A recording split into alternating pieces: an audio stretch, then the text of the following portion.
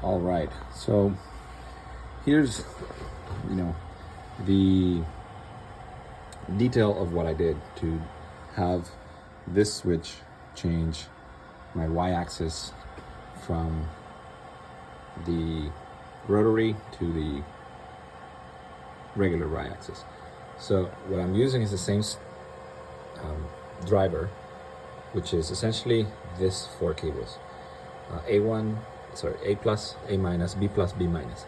This cable that you see here is a cable that comes from the top, which is one single cable that comes from here, normally all the way to the bottom over here.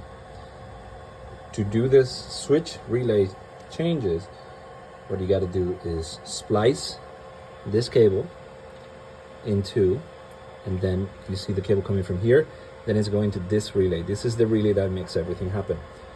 It's a relay that I installed. There's a place for it in my laser. Your laser may look different.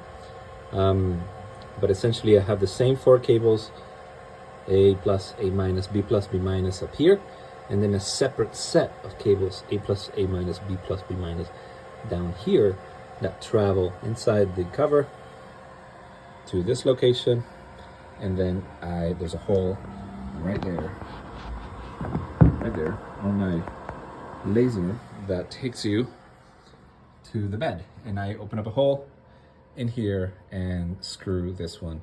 So this is the second aviator adapter. The first aviator adapter is right here, so this one I never have to move. So when I move the y-axis now, it moves, right? But if I engage this one, the little light comes on, and it basically switches from this pair of cables to that pair or 2 pairs of cables. So now it's sending it to that one, and if I touch the same button here, nothing happens because I don't have a rotary connected inside the bed. And then when it's engaged, I have it on. I have to wire power to it and part of this relay switch so that it activates with it.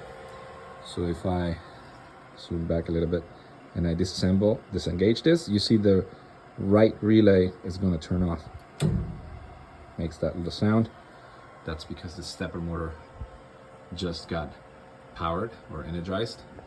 And now here I can go back and move this.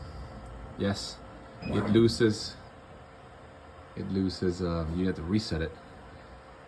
So it loses the location because I moved it and put it back on. But that's easy fix. Just hit the reset button over here. Then it calls for the stops, and then it never crashes again. Okay, I mean, you do have to really be confident with what you're doing here because you're really splicing this cable here, and then once you do that, then there's no turning back. You gotta either replace the cable or do it again.